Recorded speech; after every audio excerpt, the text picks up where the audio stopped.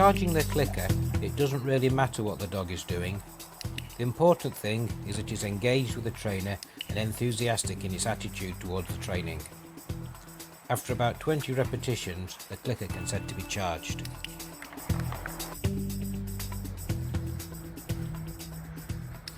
A reminder that there is no rush. The click and treat must not be simultaneous. There needs to be a gap. The click must predict the treat arriving.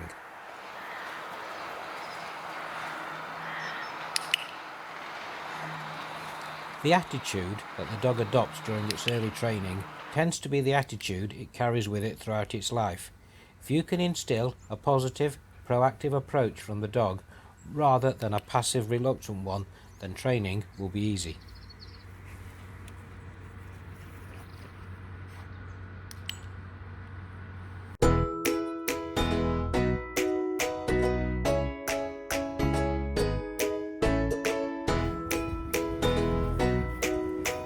I use the technique called luring to get the dog to perform the required behaviours. I use both hands for luring and the reward is given by either of them. This principle is demonstrated in another video and it is worth watching if you're not sure how to do it. I don't use a clicker for this element, rather I use a conditioned vocal marker, yes. You can use a clicker or your voice as a marker, but for this part of the training, as the reward is given as the behaviour is occurring, no marking is necessary.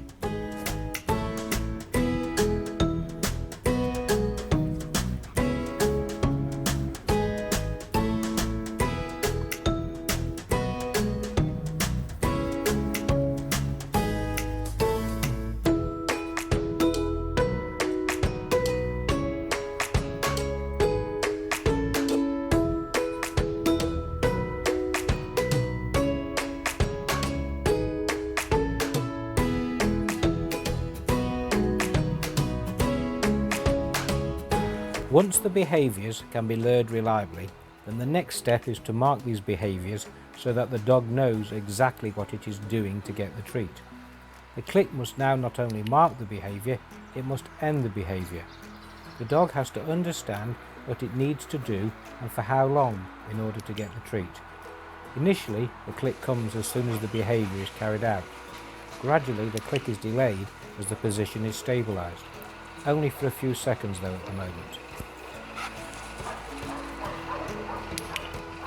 Notice how after clicking to end the behaviour, I move the treat away from the dog fairly quickly. This causes the dog to end the behaviour and actively re-engage in the process of treat getting. This is far more beneficial than the dog just staying there and having treats given to him.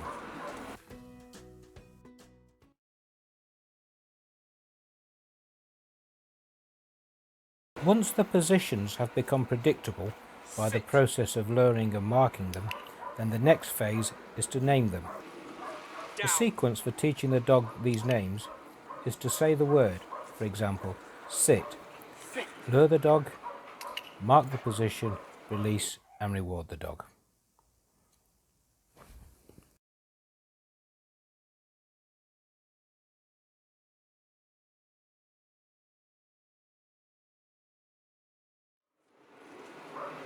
Come.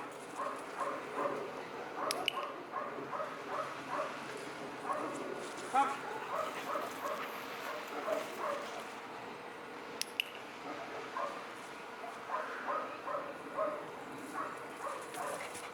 Sit.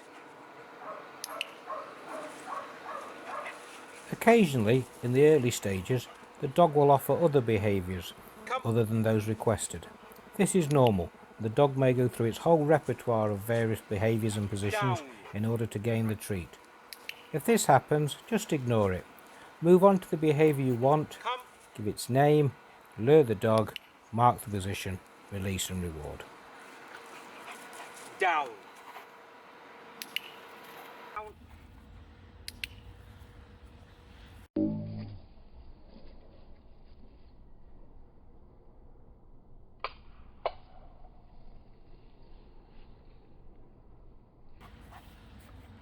Sit.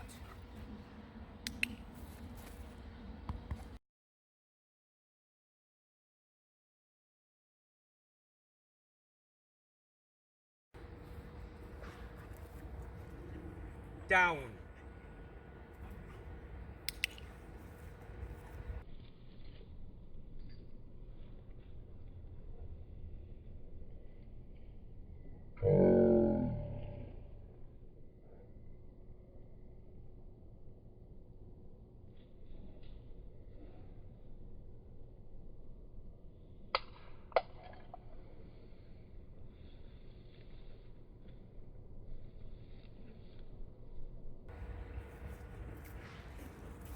Down.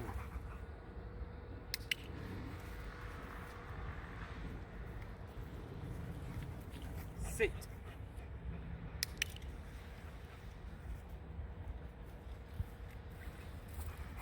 Come.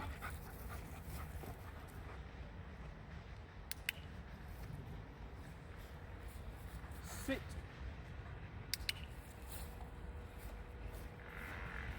Down.